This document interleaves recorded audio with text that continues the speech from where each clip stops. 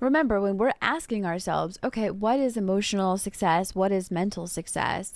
We're tapping into a really sacred part of ourselves, and that is our inner storyteller, and that is our inner creator. We have this ability, and so many times we get caught up in everyone else's story, everyone else's meaning making, in the boxes that people have created for us to fit into. But when we ask ourselves this question, we're taking our power back and we're deciding for ourselves what actually is important to us.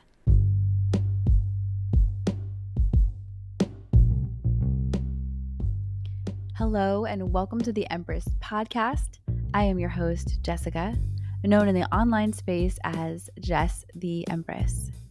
I started this podcast to help you be present with yourself, cope with chaos, and simplify your life. I do this by combining psychology, behavioral science, and the tarot. I have a background in mental health, specifically a master's in clinical social work from USC, and I'm a professional tarot reader. So get ready to have a nurturing, creative, and empowering experience with me as we use practical magic.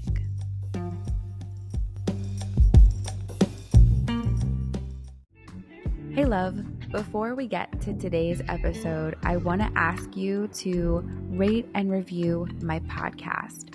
Giving me a 5-star review on Apple Podcasts would mean the world to me.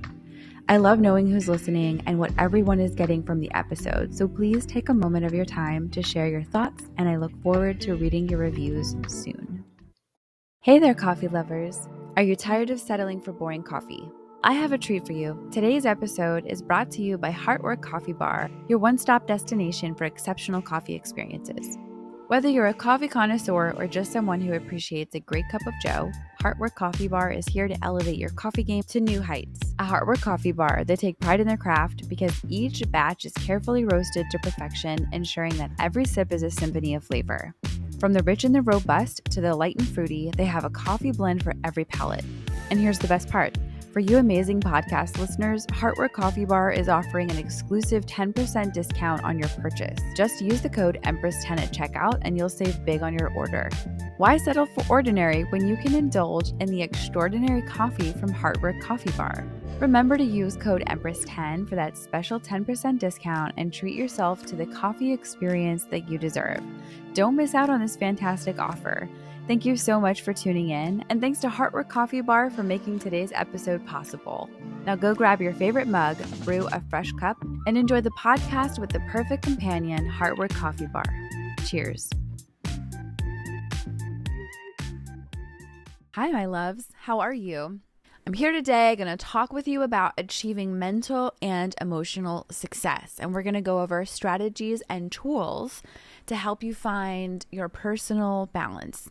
I think that finding personal balance is a really beautiful gift that we can give ourselves, but obviously it requires us doing some self-exploration in order to understand and really sense into what balance means for us. Just a quick housekeeping note. The Hellacious Hotties Academy is still happening, which is I'm so excited for. However, I'm pushing back the date for the launch. I actually don't even have a date for the launch. I am just giving myself a lot of grace and compassion around this project, that I'm the only one making this offering. No one's asking for it. I'm giving it. There's no real deadline other than the one that I'm self-imposing. Being sick in December really set me back. I had intended to record and edit everything while I was on vacation. However, that didn't happen. So now I'm doing all of that while I'm back in San Diego on top of taking clients. So it's just my output is different. How I tend to myself is different. My energy levels are different when I'm factoring in those other things.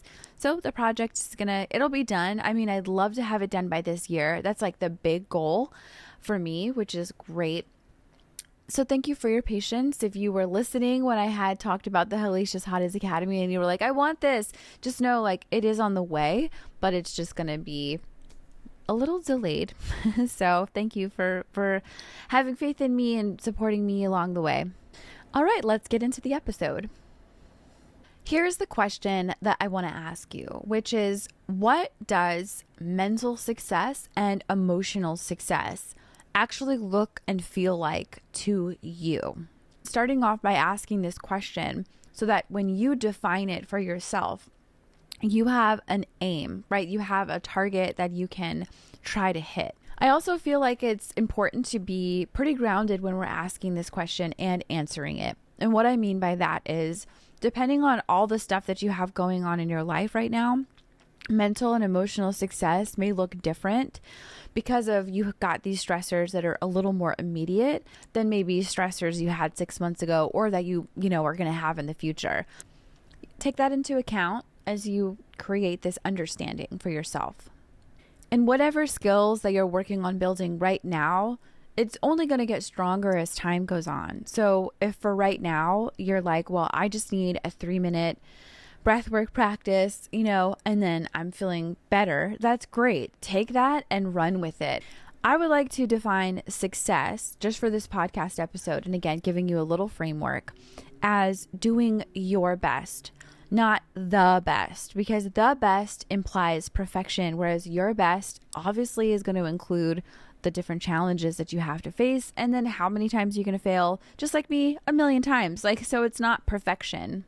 I would also say success could be balanced and stable and being able to function, doing the things that you're responsible for in a way that is efficient and effective versus disastrous all over the place. Your process may be a little chaotic, but as long as your mental and emotional space aren't chaotic, that's fine.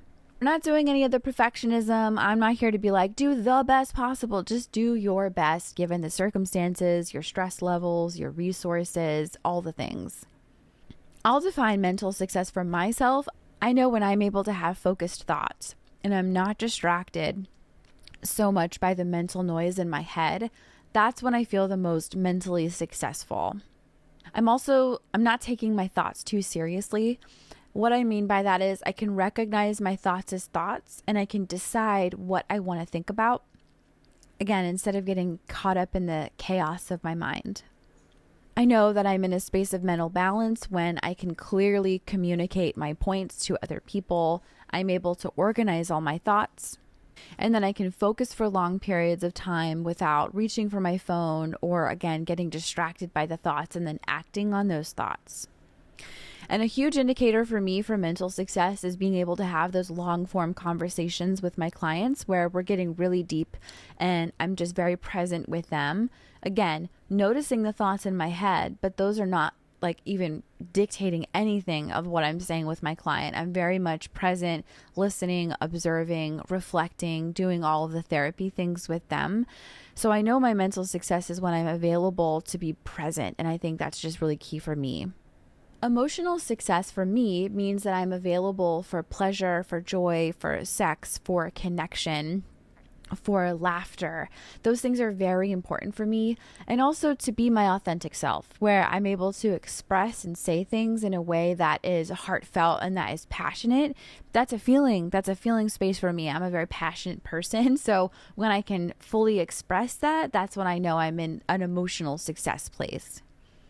But emotional success for me doesn't mean that I'm only focusing on the positive emotional experiences. It means I'm also available for the sad, for the grief, for the confusion, for the anger, the array of human experiences. When I'm available to feel all of it without losing anything, then I know that I'm in an emotionally successful place. So I can tolerate different emotional experiences, and I also can discern what's coming up, right? Even if it is confusion, I can at least label it as confusion and then say, okay, do I want to do something about that right now? Is there even anything to do, or can I take some action here and kind of move on with my day and get stuff done? And when those two things are both in balance, I would say the success of both of those, I feel spacious. I feel like there's enough room for me in the world where I'm not cutting myself off, or I'm not worried of taking up as much space as I need to. I feel very okay with my own timing. I feel like I can slow down, and I know consciously that I can always slow down internally, but that doesn't always feel true. Even if I know that, sometimes it's hard for me to sink into the reality of like, whoa, you can slow down. I feel like that resonates with a lot of people because, oh God, we're just so caught up in all the stuff that we have to do. I don't necessarily like the feeling of being caught up, but it is something that I experience. And so remembering that I can slow down and slow down with intention to just take my life, myself, my internal world at my own pace. When I remember that and when I do that, that is balance for me. I feel really connected, again, to my own rhythm, to the things that are in front of me. I feel a healthy sense of detachment from my responsibilities. Like I know they're there. I know I'm going to get them done. But the pressure of getting it all done now, getting it done in a perfect way, that pressure is a little more in the background instead of fully in the front of my mind and weighted on my shoulders. Remember, when we're asking ourselves, okay, what is emotional success? What is mental success? We're tapping into a really sacred part of ourselves. And that is our inner storyteller, and that is our inner creator. We have this ability. And so many times we get caught up in everyone else's story, everyone else's meaning making, in the boxes that people have created for us to fit into. But when we ask ourselves this question, we're taking our power back and we're deciding for ourselves what actually is important to us. The question starts us off on this really beautiful journey of what we care about. And because it's about us, it's about our mind and our emotions, we are going further into self-development, and we're going further into self-compassion and real self-love, like the quote unquote work, that type of stuff. That's what we're getting into. Another layer of mental success, and I feel like it's important to differentiate this, is the emotional mind and the logical mind. When you understand the differences of these two, you're engaging with what's called the quote, wise mind, end quote. And the wise mind comes from Marsha Linehan's dialectical behavioral therapy, which is called DBT for short. Logical mind is all about the facts, the data, the reasoning. It thinks very linearly, which is cool. We need that. So thumbs up on the logical mind. And the emotional mind uses emotions and impulses and deep, deep feelings to create these stories and to give us information and to seek information from, right? To ask those questions from an emotional mind is different than asking questions from the logical mind. And I want everyone to be in their wise mind state. And wise mind isn't when I do these studies and when I look at things that are coming from the psychological lens, I often think about the studies that I did when I was younger. So I really got into Buddhism when I was in my early 20s and philosophy. And so I take a lot of things that I see that are very similar, so it's parallel, right? In Buddhism, we have this higher mind concept as well, or this inner wise one, and it happens when we're calm. We can tap into that wise one. At the very least, when we practice tapping into our wise one, we can come back into that space and explore things even if we didn't have the capacity to connect with the wise one in a wild state, in a moment of stress or whatever. And it's all good. So when we're engaging with the wise mind or the inner wise one, we are connecting to a place that is both emotional and logical. It has reasoning and it has feeling. And those two things obviously exist in the same space because they exist within us. And so when we really just understand how incredibly expansive we are, meaning we're not saying that we should just be always logical or always feeling, we then start to realize, whoa, I'm made up of all of these different parts, and these parts are worth my attention in order to work with and understand. And that's when we're moving into a sense of wholeness and repair, because the damage is done when we start to ignore these parts of us, blame them, shame them, and things like that. I'll give you an example. What's happening for me right now and what has been happening is that I was really in more of my logical mind and pushing myself and analyzing instead of holding space for both my feelings and some of the thoughts that I was having. So I wasn't really playing in reality. I was just trying to bypass some of my real discomfort emotions. So it is true that I love what I do. Okay, I can like fully recognize that. And I'm also so tired. I also need a lot of support right now in this season of my life. I mean, but who am I kidding? I feel like I always need a lot of support. But the way that I caretake myself, I really need to slow down. I really want and have to continue prioritizing restoring energy to myself because of how much I am giving on a day-to-day basis. Because I was just intellectualizing everything and I could feel that I was burned out, but I wasn't really claiming that as a truth. I kept being like, I'll just push through. It's fine. I'll just take a break for a day. Like, you know, that's not very restorative. I mean, it's helpful, but it's not like sustainable. I need more time. So anyway, I was creating these patterns, right, of like burnout, exhaustion, frustration. That's not balance. I wasn't in a place of mental or emotional balance. It wasn't until I said, oh my gosh, I am feeling almost resentful, but no one is asking me to do what I'm doing. I'm volunteering for this, so I call the shots. Let me just pull this back. Let me chill. Let me reorganize myself because I need this if I'm going to keep moving forward in the direction I want to go. I obviously want to keep helping people. I'm right here recording a podcast right now, but this comes after changing a lot of things that I needed to change. And a lot of that was my mental and emotional framework on things and then how I take care of myself, right? Like I will get so caught up in the creating and the doing that I actually create destabilization, and that's not healthy for growth. Because realistically, how can I expect to grow if there's no stable ground? Like, make it make sense, Jess. Oh, it doesn't. It doesn't. I feel like a lot of us get caught up in this thinking of, oh, growth, and forget that sometimes there is a season of just stabilizing.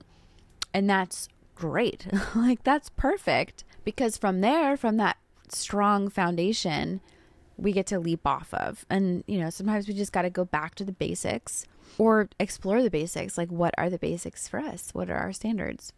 Going back to balance, what is the middle way? That is another way we can explain the wise mind. The middle way comes from Buddhism, but there's a lot of other philosophies that use similar terminology to explain the right way for you to do things, again, based on all the things that you have going on. And what I mean by right is it's in alignment with your value system and the things that you find important. That's the right way for you to do things. It's not everyone else's right way.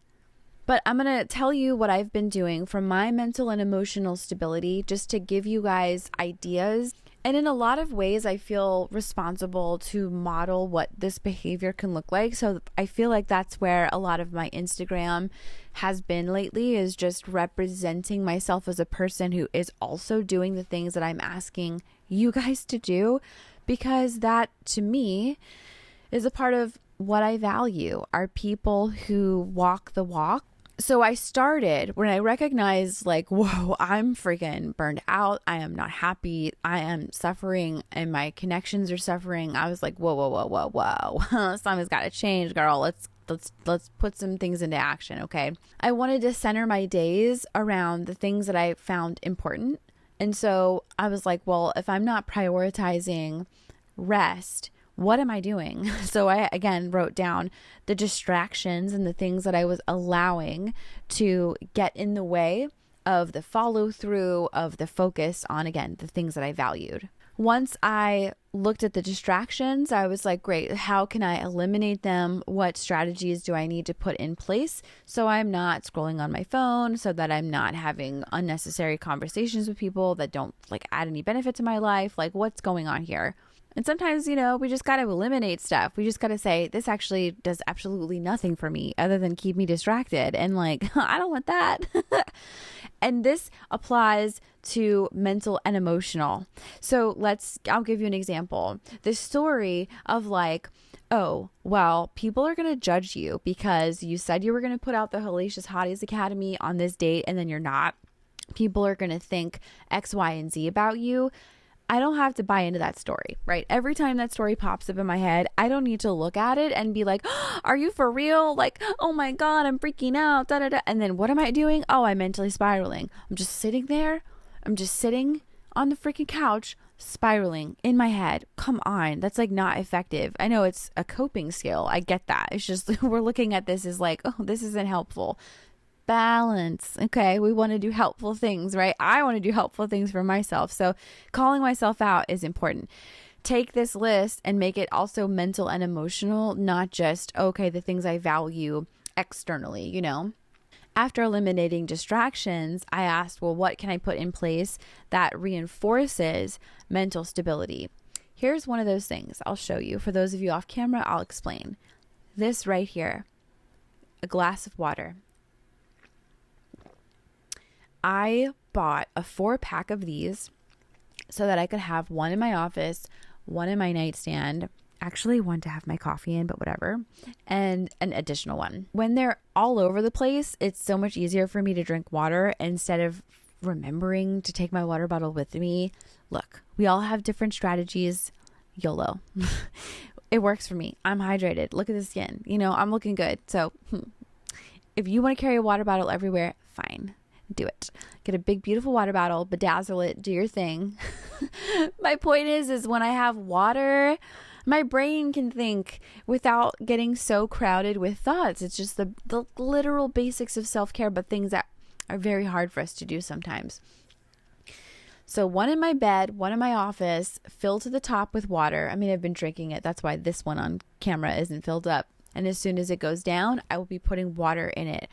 So I'm in the habit of continuously drinking water, and there's no excuses for like, oh, I left my water bottle. And then I just don't want to get up and do it. Like, I don't want to go get up and get my water bottle. I know. Don't come for me. But that's why I put water glasses everywhere. So that way they're just near me, like whatever. But on a basic level, being hydrated helps me make better decisions, helps me think more efficiently. I like that. Going on walks helps with my mental balance as well. When I'm walking, I just feel good. Like I just feel better. Instead of making every single walk of mine a walk that has to be a long walk, I'm turning on my Strava app when I'm doing little walks throughout the day. So like walks with Toro, I'm logging those. Walks by myself, I'm logging those. It definitely helps too with the emotions of just being able to get out and move through things that, I mean, my body likes to move. So just move through things that feel like stuck in me, or to kind of shake off whatever I might have been sitting in or taking on throughout the day. So that's great. I also bought Sudoku books and crossword puzzle books because that keeps my mind in a fun space of solving problems. I genuinely love problem solving. It's why I got into this business, to help people solve problems, right? So it helps me keep that up in a different way, in a way that is balanced, because I'm not trying to solve the problems of the world. Okay. I'm also not creating problems in my head. Yeah. If you're a person that creates problems in your head all the time, get you some puzzles, girl. Get you some puzzles, because then when you solve the puzzle, you'll be like, yes, this feels so good. It like scratches the itch, you know, to like solve problems, but problems that are good to solve, not just unnecessary stuff, not global issues that like you won't solve. We love solving problems that are ours to solve over here. So I was like, let me do this for myself because this is necessary. I'm also increasing my mindfulness and acceptance skills. And I've been meditating, which is nice, in my office, outside when it's not disgusting and raining. I'm back into stretching. Very, very nice. It's also so wild to me when I like completely neglect something and then go back to it, how much my body is like so receptive to the thing that I've not been doing. It's almost like, yeah, when you're thirsty and you get water and you drink it, you're just like, yes, like it's so satisfying. That's how I've been feeling with stretching. I also mentioned talking to different clients and setting up more space for myself away from work. That's just been really restorative for the emotions these days, and mental space too. And then, no shocker, pulling tarot cards, sitting even longer with them, journaling even longer with them. And I'm talking like an hour or more of really just being present with them and noticing my own noise and noticing what is this here on a soul level, like what's going on. I also bought some new books that have to do with tarot and the occult and meditation. And again, going back to my roots of like, where are the overlapping things here? And what can I bring forward in a way that is supportive? Because I want to contribute information. I want to contribute to educating people on mental and emotional health, but in a way that's effective. So for anybody considering what they might be able to do to bring some balance, it'll resonate with some of you that have had a practice for a while, but for whatever reason have stepped away from it. Go back to it and go back to it and go all in. Let's talk about some of the resources that you can use today to help you identify balance, whatever that is for you, right? And accepting certain things in your life, like the wild emotional experiences or the mental thoughts.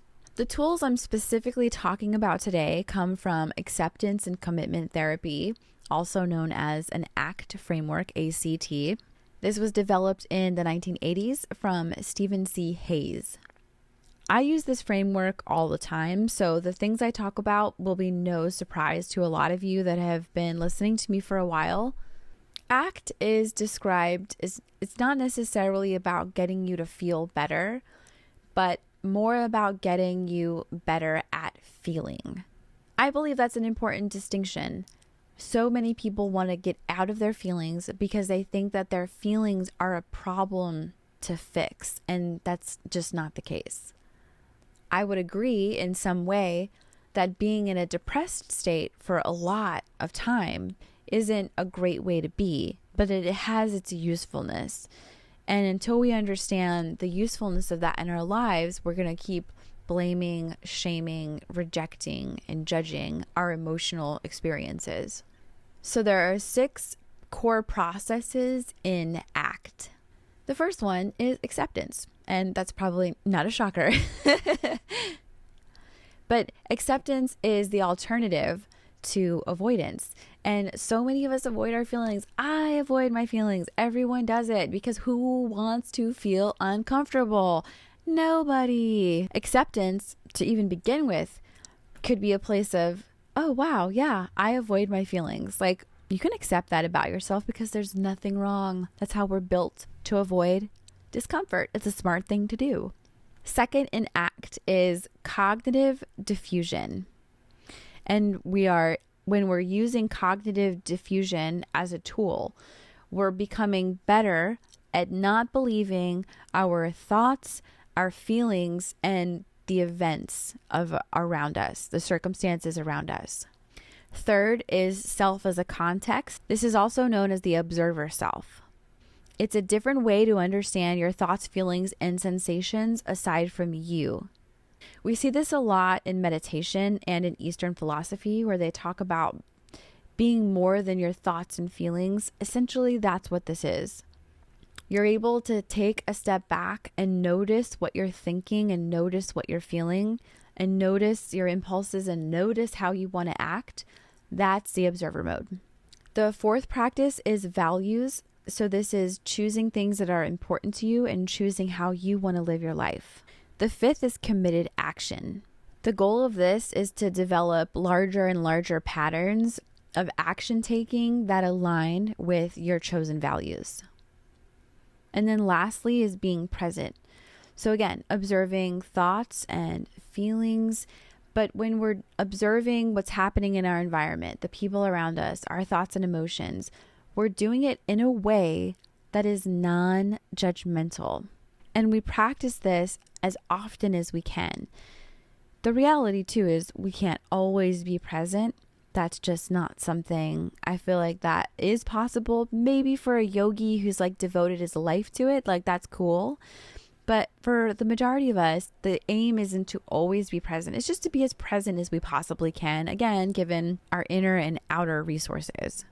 And the main focus of ACT is to create cognitive flexibility. So this is being able to, again, connect to your logical mind and your emotional mind and your feelings, and then have that you're operating from your wise mind self.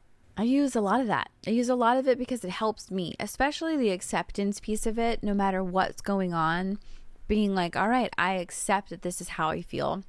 I accept that this is what I'm thinking, or I accept that I'm having these thoughts. And I feel like that just brings me to such a place of presence, because I know that I don't have to like everything. I don't have to like all the thoughts that are in my head. I don't have to like the feelings that I'm feeling. I don't have to like the circumstances or the people that are in front of me. And that gives me so much more permission to actually recognize what I want to do. It gives me space to say, even if I don't like everything that's going on, how can I act in a way that is in integrity with my core values? Because no matter what thoughts are going on, and no matter what feelings are going on, I can't necessarily control those. But I can create change in my life by doing the things that I know that are important to me despite my thoughts and feelings. I have a choice, and recognizing my choice makes me feel so empowered. I feel like it does for most people. That's usually what choices do. And in this is recognizing I don't have to control everything, right? So I'm operating within my locus of control, or my core center, knowing that I have a choice in things, but I don't have to control things. That's huge for me. I love that. Because growing up, I didn't feel like I had a lot of control, and I didn't feel like I had a lot of choices. And I often hated the feeling of powerlessness and the choices that were made for me. Like, I fucking hated them. But I'm not a kid anymore, right? I can do whatever the fuck I want. So let me do the things that I actually care about. And it's so restorative. It is truly the repair that I need in my life. Particularly when I start to tip into feeling like a victim, feeling sorry for myself, and then the whole narratives that go along with it, like, learned helplessness is the behavior, like, you get it. So the resources today that I'm sharing are all linked in the show notes. They are meditations that come from YouTube and a variety of places online where people have committed themselves to creating accessible tools within the ACT framework. So we got those shared values, right? I'm just passing on the info. So y'all have heard me talk about who is driving the boat, or not letting certain thoughts and feelings drive behavior. This comes from another meditation. It's like 5 minutes. It's linked in the show notes, like I said. It's called Demons on the Boat. It has this like cute little artwork and stuff on it. And it's like really funny. It made me laugh, the artwork. So I like the visual component of it. It's fun. I recommend Demons on the Boat to anyone who wants to further understand visually, like to get a different perspective on thoughts and feelings driving behavior. It's a really cute little video. There are 2 meditations that are helpful for anyone who's struggling to be present and to accept some of their feelings, or even notice some of the feelings that they're having. Soft, Soothe, and Allowing Emotions is a great meditation. And so is the Noticing Emotions, or Noting Emotions. Either one. It's linked in my show notes. Okay, for the babes that are exploring values, there is a link for that. It's a YouTube video talking about how to choose the things that you value. For the babes that are like, I don't know what I value, I got you covered. There is a post about that, how you can choose your values with intention. You want to read about that.